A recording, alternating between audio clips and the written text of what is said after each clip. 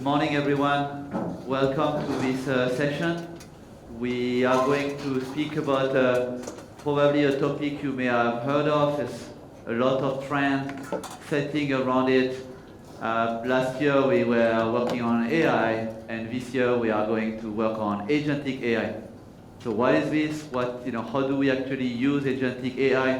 What are some of the main issues we have in implementation? This is what I'll be covering today.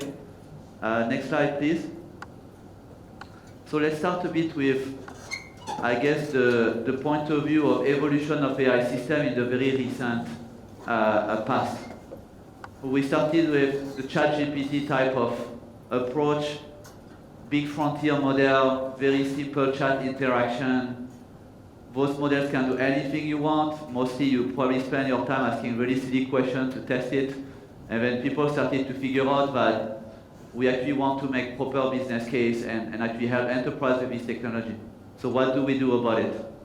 And the key challenge that they came up with first was, how do we ground the model response to actual content that we trust?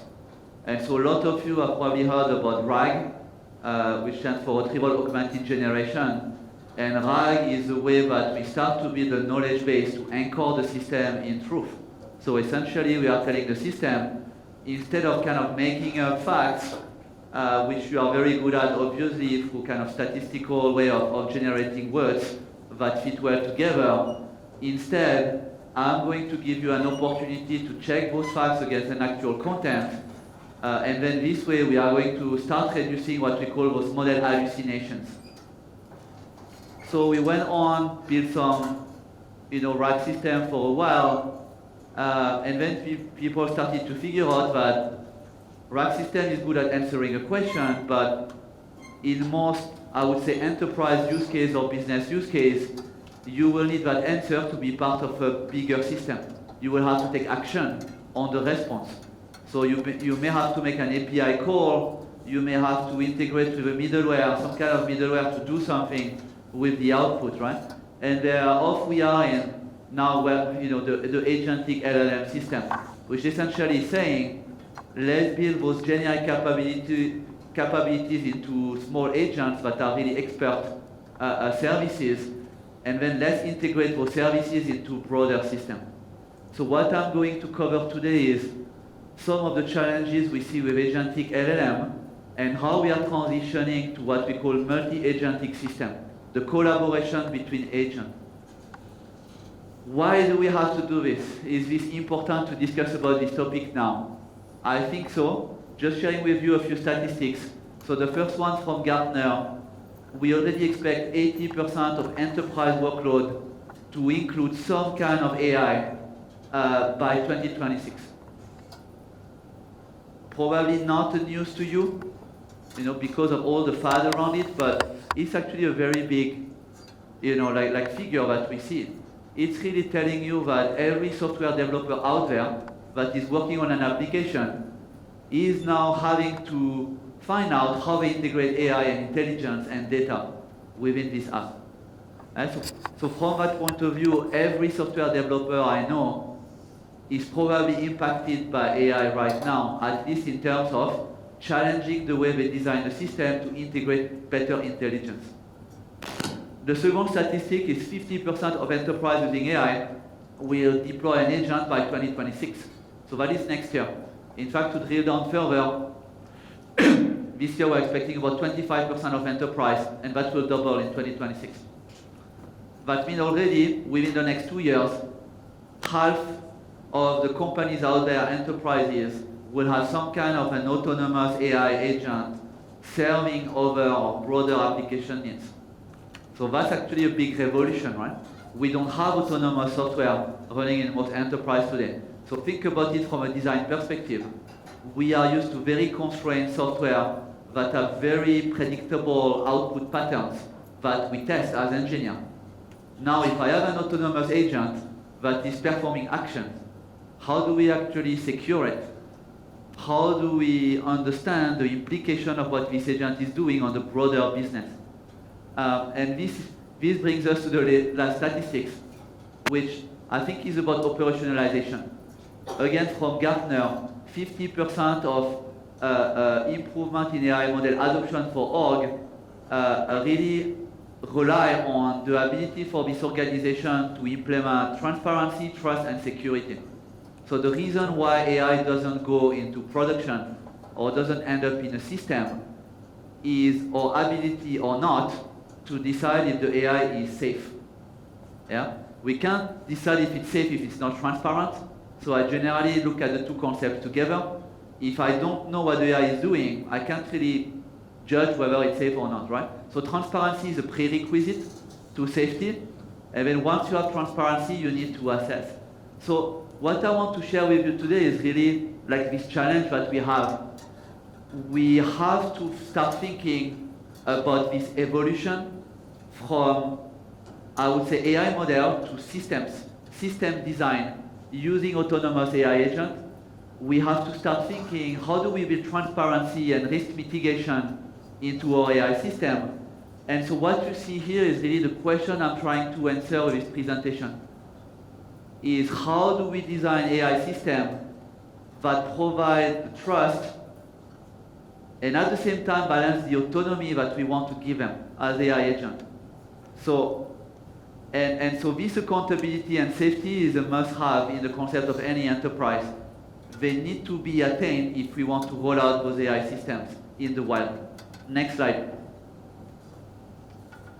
So, what I want to share with you is something that may not be ultimately obvious when you think about it, right? If I think about system complexity, I think probably most of you will think if we start to operate in a context where hundreds of AI agents need to operate with each other, we are actually increasing the system complexity. So we are probably increasing the risk as well, isn't it? We have more agents, they're running in the wild, every agent can fail, we can't really track like the outcome of it. Are we fundamentally going into a direction that is wildly increasing safety risk with AI and with application? Potentially. But what I want to share with you is another angle to look at it. What if every part of the agent orchestration can also be seen as an additional validation layer for the agent between each other?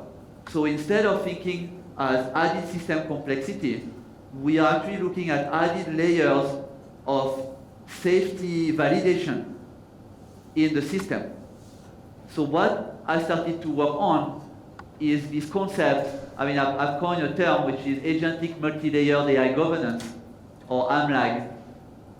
But what it's about is to say, well, what if we had a method to build fault tolerance and safety validation at every layer of our system design, in a way that every additional layer actually increases safety instead of increasing complexity. So the way I look at it from a system design perspective is there are 5 important layers that we can use from a system design perspective. The first layer is actually input validation. You probably heard a lot about prompting. It's actually not prompting itself, but how you design the prompt and the guardrail around the prompt to actually catch potential safety issue in terms of what is the input into the AI and the model. So really starting from the ground up, like prevent those type of use cases where you have an external party who is trying to take advantage of vulnerability into the AI model and use this vulnerability to achieve a negative system output. So there's a lot of control we can actually build in the input validation. So that's the first layer of safety and security. Then the second layer is what we call agentic orchestration. I would say in open source, in the past year or so, every tech vendor out there has come up with their own agentic orchestration technology. You probably see a few, LangGraph, Crew AI, Microsoft has their own framework, AWS has their own framework, and so on. The reason why people are building orchestration layer is very simple. They want to codify the interaction of agent into piece of code. So then the interaction is actually audited, and it can actually be monitored and observed. And obviously it also increases the predictability of the of the interaction between agents. Maybe I have 200 agents. It doesn't mean that each agent needs to talk to each other. I can use an orchestration layer to build that logic. To really say that, for example, not everyone should be able to make an API call to input a transaction in the banking system, most likely. Not every agent or piece of service in my enterprise is going to have the right to do so. So there's going to be some guardrails in the orchestration layer. So the orchestration is probably the most understood in terms of safety layer because it's not really exactly new to us, right? Anyone who's worked into middleware technology in the past, anyone who has worked on business process management type of technology probably will be familiar with what the agentic orchestration layer is trying to do. We are just extending it to AI and Gen AI. Now I want to draw your attention to the next step. This layer is new, and conceptually I'm actually trying to define how this layer works, and I've actually started some research into that area specifically. This is the concept of self-evaluation. How can we teach an AI component to look at its own output and to build an ability to catch issues in the output quality and automatically correct? So you tell me, but Vincent, there are solutions to this. I can use a guardrail model, I can have a human to review the input, and so on. There are technical solutions. But let me explain to you why these solutions will fail. In the traditional application world, I've got a service A calling service B. They have a protocol to talk to each other. Maybe they go through API, they go through a middleware, synchronous, asynchronous, and so on. There are many ways to actually use technology to actually get things done. Now the problem is the traditional system. I will have a deterministic way to generate an output, and then my goal from there is to make sure that my call to the next agent or service just works. In Gen AI, everything goes out of the window because I may generate an output which is unsafe. If I propagate this output to the next agent, it's starting to be a garbage in, garbage out situation where every agent is propagating the issue down the system. So my view personally is from a design perspective, we actually need to bring some kind of self-evaluation capability into each layer. Otherwise, it's just not going to scale. People are going to build like solution to catch, replay the agent previous outcome. I mean, you name it, right? You start to have this huge issue with hugely distributed system, having to manage fault tolerance across hundreds of agents that pretty much are generating unpredictable output, right? Which are not even structured data. This is very difficult. It's much easier to do it as a self-evaluation layer. So I'll give you an example of how we can actually do this. So once we build self-evaluation, that's great, because then essentially from a system perspective, we can achieve what I see as a kind of stepwise alignment. Every layer will take the output of the previous one and build on in terms of quality check. So you are basically, in terms of execution, slowly building the quality of your output with multiple agent inputs and quality check until you get to a situation where you can make a safe execution call from your system. So that I call it iterative multi-stage alignment, but all it's actually saying is I'm basically using the different steps and interaction to kind of build on top of each other. And the last bit, which is valid to any system, but actually in Gen AI is kind of an issue there, is the control and traceability. So telemetry, as most of you know as engineer or system engineer, is usually important in your ability to understand the system quality outputs and actually improve it, right? You need a way to measure in order to assess the quality of your technology and improve it over time. Again, with Gen AI system, it's very hard to measure. So there are certain frameworks now that we see that provide us some kind of telemetry capability for a Gen AI system and agentic in particular, and we can integrate them over multiple layers. So the issue that now we are left with is more or less kind of the correlation between the different agents together, which is not a new problem, right? We already have this issue in traditional infrastructure when we are looking at correlating signals from infrastructure, network, compute, together with a platform like Kubernetes, together with an application. I mean, this is the kind of same layering and observability issue that we have to deal with. We are just kind of now pushing the same context into agentic AI. All right, so that's for the methodology.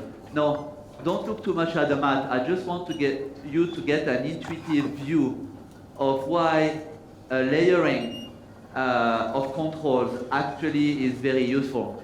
So if I use just simple Bayesian probability to model agentic interaction, let's take a very simple system where the layers are just working with each other to add those quality controls one after the other. So this is the blue line you see here. Very quickly, through the production, through the probability reduction, I actually converge to a very, very safe system in terms of potential output because I have the ability to catch error at multiple layers. So that is intuitive. You probably don't even need a math to understand this. Now, when I do multi-agent orchestration as well, I'm now in a multi-agent Bayesian model for risk mitigation, which introduce an additional capability for agents to check each other. So that actually reduces the probability of a system wrong output further, and you can see the convergence is actually way faster, starting from the probably around the second layer of check, which is two agents already working with each other to catch issues. I'm already very, very close to a zero probability. Yeah, that's the theory though, right? So just for you to get an intuitive view of how we're getting and deriving better safety. But then, of course, the million-dollar question is, how do we implement this? Next slide.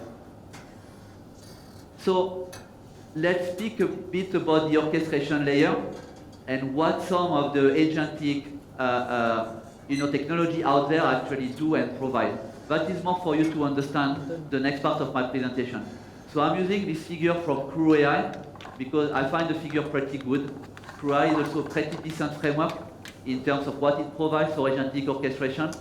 And so these are the key concepts you need to know. The way that agentic works is they are basically taking a main agent to produce a chain of thought of planning to basically oversee an execution process. And then it's basically using other execution agent to run action in a specific order and then produce an outcome on a multi-step reasoning basis. All these agents, they all have access potentially to what we call tool. A tool is essentially a piece of code that they can run to produce an output. It could be a web search, it could be query a database, it could be making an API call, it could be drawing a very nice graph for you to get some analytics understanding of what the system is doing. It's really anything that you can think of and code really. But what is very important to understand is not every agent has access to any tool. So you have some inbuilt security there in the way that you are able to declare what package, what kind of tooling every agent is able to execute. And then obviously there's an additional layer of orchestration there that kind of provide this ability to selectively decide which agent is going to contribute to the process and the outcome. So what really those agentic layer help us is what I call control execution through function calling. They help us decide, plan, track the execution. Ultimately, they provide us with the telemetry because they are going to gather the execution step by step of what's happening in our system. So they are extremely important from that angle because they are the execution master of everything. Now, they provide us with two levels of guardrail. One is what I call agent level. I mentioned it. Each agent is restricted to a very simple role. So you probably have heard kind of the recent trend about, it's better to use small language model or small computer vision model rather than frontier model or multi-purpose model. Why? This is a cost, but also a safety reason. Small models, they have been tuned to do very well one single specific task. The way I'm calling them in an orchestration flow is that I'm asking this agent to do only this specific work and nothing else. It's not going to deviate from its training, its output, or its intent, because I have designed the system in order to do so. So that gives you already a first view of, well, this actually is helping me with safety, isn't it? Because to the extent I can make sure this agent is not going to kind of issue an instruction to move money from a banking account to another because it can't. That's probably a much safer way to design it, just to make sure it executes a very, very simple task. The second level of guardrail is system level. The orchestration itself, it will provide some form of cross-agent validation. The way that it will actually tell agents to speak to each other and share the output is going to limit the type of interaction and output that can happen by design. Yes, we are benefiting from these two, I would say, almost design guidelines in terms of agentic framework. And by the way, you can use a library like QAI or another for this agentic or not. You can design all of this as well with just pure code. So it's not necessary to do this. I've seen people actually using traditional business process management layer to actually achieve the same purpose.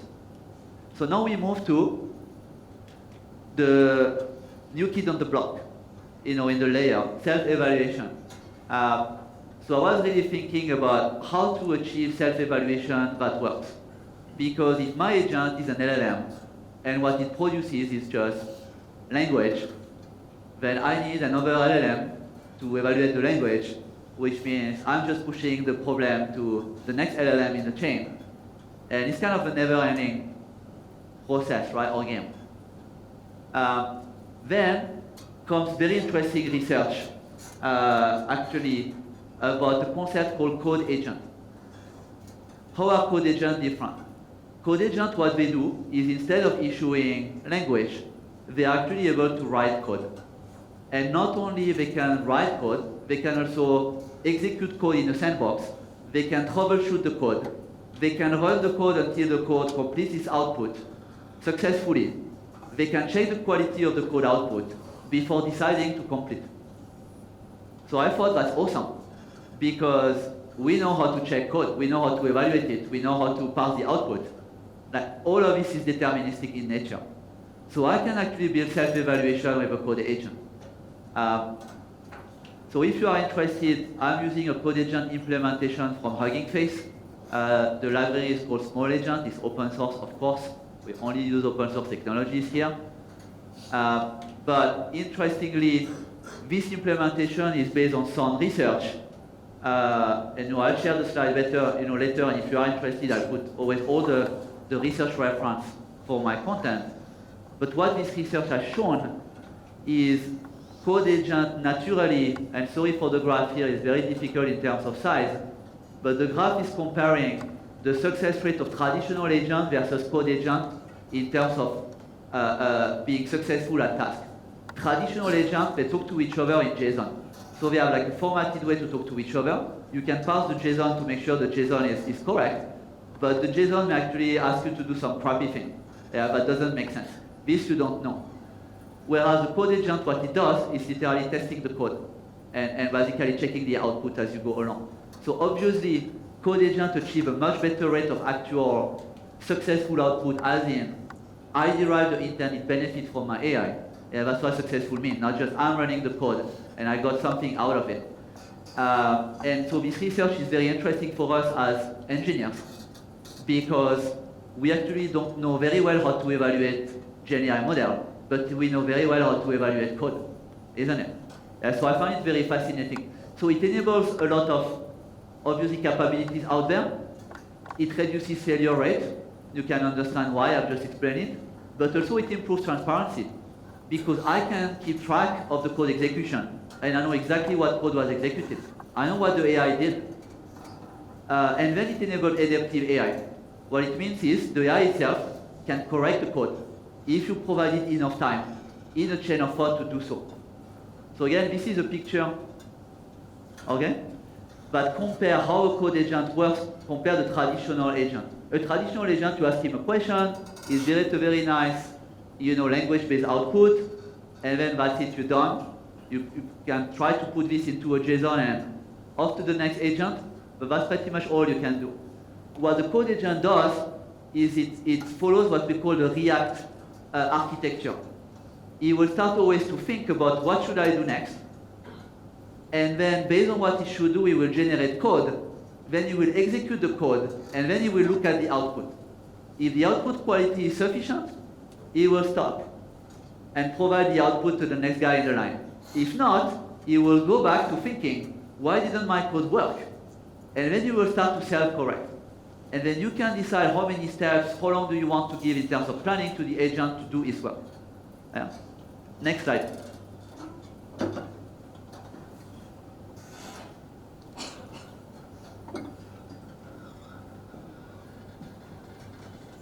All right. So this is basically a proof of concept that I have built to kind of showcase how this code agent would work in a real system. So I have this agent that I call Vincent. Vincent essentially would help typically an asset management analyst who is trying to automate some of the research in terms of corporate analysis for investment management. So what it's trying to do is to gather a lot of financial data and data around the company, and then start to help in putting together a very well-structured report that enables this analyst to take a decision on whether he should do something about this company, invest, disinvest, or whatever. It's not taking the decision, but it's supposed to help the analyst do things much faster by piecing a lot of important data together. So see it as a research agent within financial. The way I designed this Vincent agent is it basically has its own code interpreter tool that he used to validate the output of every other code agent that it's using. So he's able to run everything that those agents tell him and validate. But in addition, in its simplest form, it has basically two agents that help him. The first agent is a retriever agent. It essentially looks at unstructured data and tries to understand the unstructured data and summarize it in a way that the analyst can do his job better and faster. The way it does this is it builds its own RAG database and capability with semantic search tool capability. So it'll basically go find out PDF documents that are relevant, ingest the PDF document in RAG database, generate the embeddings, and then it's able to query this database. Now, as you know, RAG is also not necessarily a solution to every single data issue you have. What if I want to invest in NVIDIA, and then yesterday DeepSeek model was released, and now NVIDIA stock gets 20% loss. My RAG database, looking at the last NVIDIA corporate report, which is 3 months ago, will not tell me about this risk.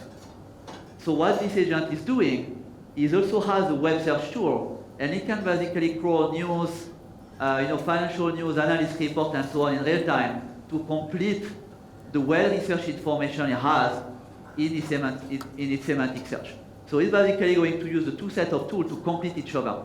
It's always going to start with the fundamentally well-analyzed data, but it's always going to take an additional step to validate that nothing else has happened in the world that would fundamentally question what the research is telling me. The other agent is more of a number geek, right? It's a fin data agent. What it does, it goes into financial APIs and essentially trying to get financial ratio and data and so on in a way that is more formatted. Yeah? So let's see now from a quick demo perspective how this thing potentially works. And that should get me pretty much into the end of this session. All right. Can we see everything? All right. So I basically prepared a collab notebook because it's easier to kind of visualize this. So I use this library called Small Agent from Hugging Face. And therefore I need to log into Hugging Face as well, use a secure token to have access to their model endpoints. I use a number of libraries, a lot of LangChain, obviously embeddings library, to basically start to build my own RAG database. You can see here, I'm doing a very, very simple call with NVIDIA corporate report. So I use the 10K report, the last annual report from NVIDIA for analysts. So it's kind of faster to do ingestion. Obviously, I could have any number of documents out there. It will perform the same way. But for the purpose of the demo, because it's already a bit slow, I'm only using one single report. Yeah, so this is going to start creating embeddings. It's a very rough implementation, by the way. There's in embeddings management itself, you could actually have a much better code to actually manage this whole process to get kind of better output, right? So I'm doing a very rough test here to use Hugging Face embedding. I'm taking relatively big chunks of 500, tokens, and then I'm putting enough overlap between the chunks as well to make sure I don't really miss any key information. But that's about it. Yeah. If I do this properly, I'll probably use another library to do this better and to build metadata on top of my chunks and documents. But I didn't want to kind of make it too complex. So now the database is ready. Is it still running or did it stop? Yeah. And so now we're basically going to teach our agent to query the vector store. I don't know if has it stopped. Oh. What? It's still running? No. I don't know. It stopped at 5:36. All right. Sorry. So I think, so this you find, how you define a retriever tool is very simple. I need to provide a tool description. I need to specify which input should go into the tool. That is for the main agent to understand what the tool does. And so I'm just using human language to do this. And then the tool itself has a simple function, which is how you query a vector store. Pretty simple. So I'm using ChromaDB and I'm doing a similarity search on this. Second tool is built in. I use the DuckDuckGo search tool. This comes in the Hugging Face library itself. Very simple way to crawl the web for results and search. And then it's able as well to browse the relevant links for the content. So once I've done this, all I need to do is now declare a model that the agent is going to use to run against. Hugging Face very nicely provides me access to a QN coder model. And I'm actually using this in the demo. Now, in my own testing, initially I started with instruction-tuned model because I thought, hey, I'm doing a summary. Instruction-tuned model will be great. Then I found out code model are much better because I'm actually handling code. Kind of makes sense. Yeah, so gives much better output. So this is the agent definition and the tooling, which you can validate, right? So there is a call to do this. And then now I ask the agent to provide me a summary and description of potential lawsuit that NVIDIA is facing. So now this agent is starting to think about how do I actually get this content using the tool I have at my disposal. And he's providing you with a step-by-step tracking of every thought process, every code execution, every piece of output that is actually generated in the process of the agent deriving those outputs. So it's fully auditable. In fact, you can take all this information and push it to, say, a line graph as an example, and it'll provide a full auditability, traceability of this. All the piece of code is available, as you can see. Every output observation actually comes out, and then the idea is that the final output, I should have a summary of the key litigation that NVIDIA is facing. Yeah? It's actually taking, obviously, a bit of time to run. In this case, I'm using 5 steps. I mean, again, there's no magic there. Depends on the complexity of what you're asking. You need to play around with it a little bit to see how fast typically the agent will converge. But you can see the agent has found himself that, I've called the RAG database is great, but I should use the web search tool as well to make sure there is not additional information that I'm missing. So the agent is smart enough, based on the tool definition I've provided, to find out that probably I shouldn't limit myself only to the PDF document. Pretty impressive, isn't it? Because there's nothing in the code where I'm teaching the agent to do this. I haven't done any fine-tuning as well of the model to actually do this. Everything is pretty much in the agent. And this is the type of output you get, right? With the summary. So that gives you an idea, quick idea of how this run. And I'm just going to go back to the presentation to finish this. Okay, so why am I?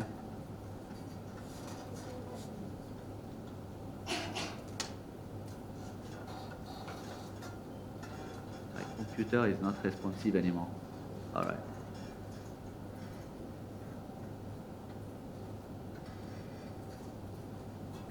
How come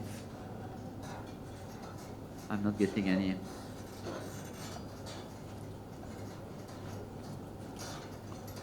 Yeah, it's not getting back to. All right. Yeah.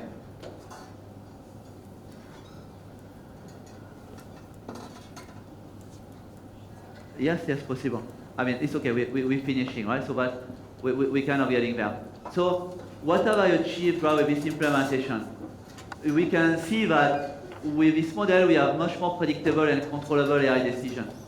Not only I have regular evaluation on each step of the execution, but I have full traceability in what was executed at each stage of the process.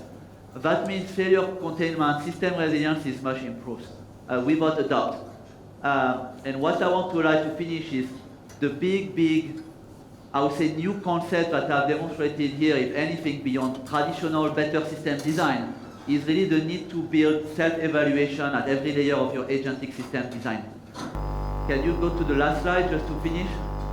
So if there are other people who are interested into that type of work, I'm actually taking this into agentic AI research, where I'm now building into the orchestration layer as well an ability to automatically build and define risk tolerance for the overall system and to monitor it.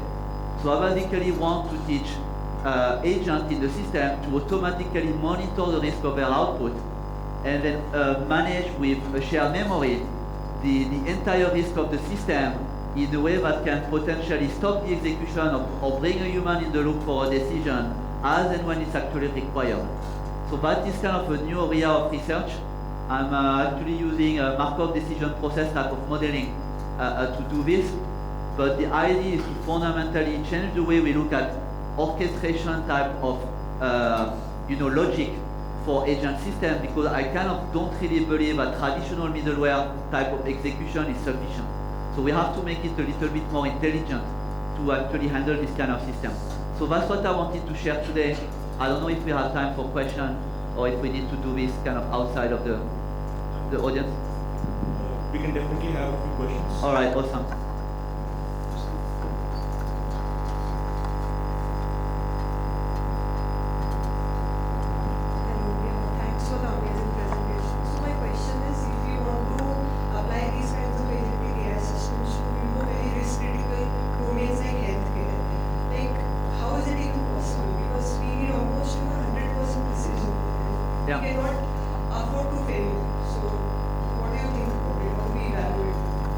So what I think and see, because I mean I'm lucky enough to interact with a lot of industry, and most of them tend to be critical industries, is that there's also a lot of importance of the intended system design that you have. In healthcare right now, we are mostly working on systems that assist the clinician to be more effective. What we want to do is a radiologist today who can maybe in 2 hours, you only have the time to evaluate 4 or 5 X-ray.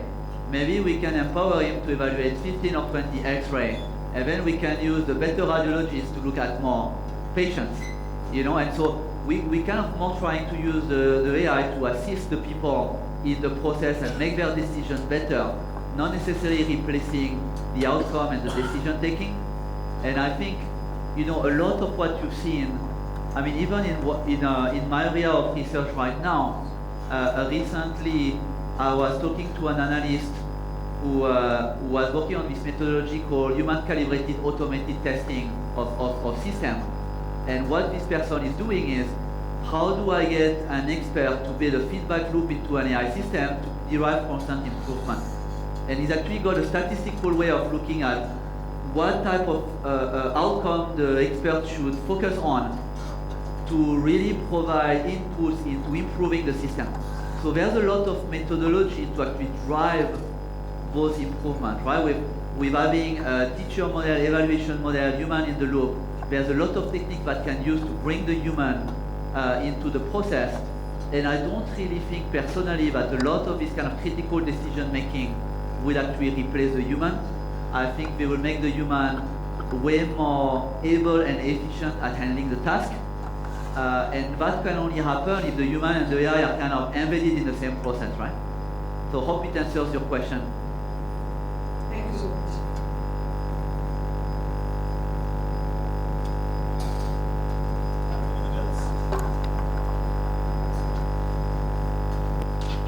All right.